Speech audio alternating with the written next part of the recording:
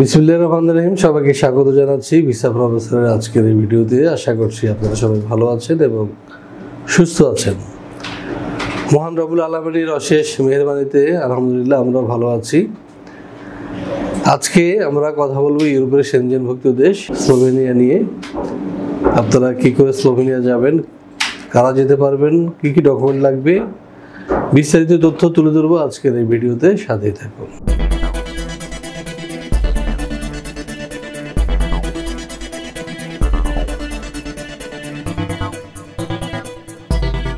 দর্শক, শুরুতে বলেছি আজকের দেশ স্লোভেনিয়া। স্লোভেনিয়া সম্পর্কে আপনারা নিশ্চয়ই এর আগে অনেক ভিডিও দেখেছেন এবং জেনেছেন যে স্লোভেনিয়া কত আকর্ষণীয় দেশ এবং অনেক ইউরোপীয় সেনজেনভুক্ত দেশ থেকেও কিন্তু আদর্শ এই দেশ এবং সেখানে বর্তমানে খুব সহজে ভিসা হচ্ছে। তো শুরুতে চলুন দেখে আসি কেমন দেশ এই স্লোভেনিয়া। মধ্য ইউরোপের দেশ স্লোভেনিয়ার প্রাতিষ্ঠানিক নাম দ্য রিপাবলিক অব স্লোভেনিয়া। এর পশ্চিমে রয়েছে ইতালি, উত্তরে অস্ট্রিয়া, উত্তর পূর্বে হাঙ্গেরি, দক্ষিণ পূর্বে ক্রোয়েশিয়া এবং দক্ষিণ পশ্চিমে আড্রিয়াটিক সাগর।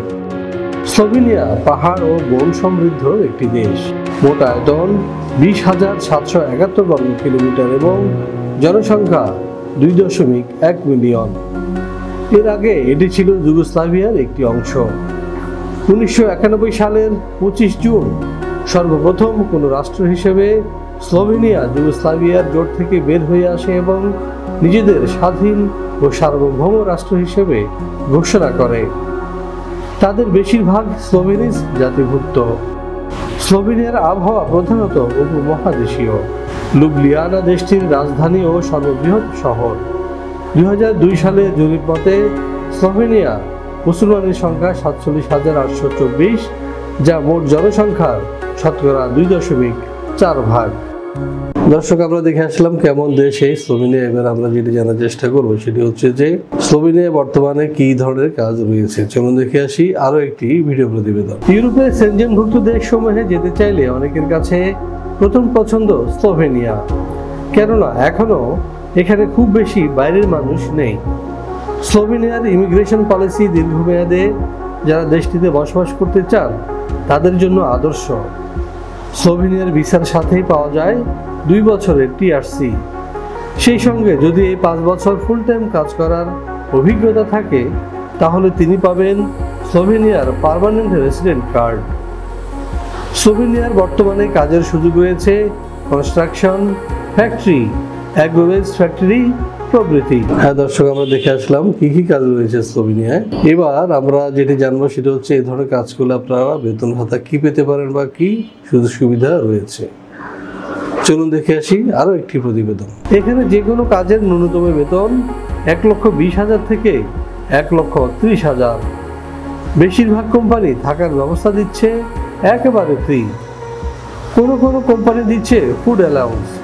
এছাড়াও পাওয়া যাবে স্লোভেনিয়ার শ্রম আইন অনুযায়ী সুযোগ সুবিধা। হ্যাঁ দর্শক, আমরা দেখে আসলাম কি কি সুযোগ সুবিধা রয়েছে স্লোভেনিয়া। এখন প্রশ্ন হচ্ছে আপনার ডকুমেন্ট কি প্রয়োজন হবে। চলুন দেখে আসি আরো একটি প্রতিবেদন। 18 থেকে 45 বছর বয়সী যে কোনো বাংলাদেশি নাগরিক যেতে পারবেন স্লোভেনিয়ায়, তবে তিনি হবেন অপরাধমুক্ত এবং সুস্বাস্থ্যের অধিকারী। স্লোভেনিয়ার ওয়ার্ক পারমিট ভিসা পেতে আপনার প্রয়োজন হবে ছবি, পাসপোর্ট, এনআইডি, জন্ম নিবন্ধন, শিক্ষাগত যোগ্যতার সনদ, কাজের অভিজ্ঞতার সনদ, সিভি অথবা বায়োডাটা। ইংরেজির পাশাপাশি যদি স্লোভাক ভাষা জানা থাকে তাহলে আপনার ভিসা ঠেকায় কে। দর্শক, আপনারা নিশ্চয় জানেন যে কোনো ইউরোপিয়ান কান্ট্রিতে যেতে বর্তমানে আপনাদের পুলিশ ক্লিয়ারেন্সের প্রয়োজন হয়, কিন্তু স্লোভেনিয়া যেতে আপনার পুলিশ ক্লিয়ারেন্স আগেই লাগবে। অন্যান্য দেশ হয়তো বা পরে দিলেও চলতো, কিন্তু আপনার শুরুতেই আপনার পুলিশ ক্লিয়ারেন্স লাগবে। সাথে লাগবে পাসপোর্ট, এনআইডি, জন্ম নিবন্ধন এবং ছবি। এছাড়া আপনার শিক্ষাগত যোগ্যতা সনদ হবে মিনিমাম এইচএসসি। আপনাকে স্পোকেন ইংলিশ জানা থাকা লাগবে, তাহলে আপনার ভিসা সহজ হবে।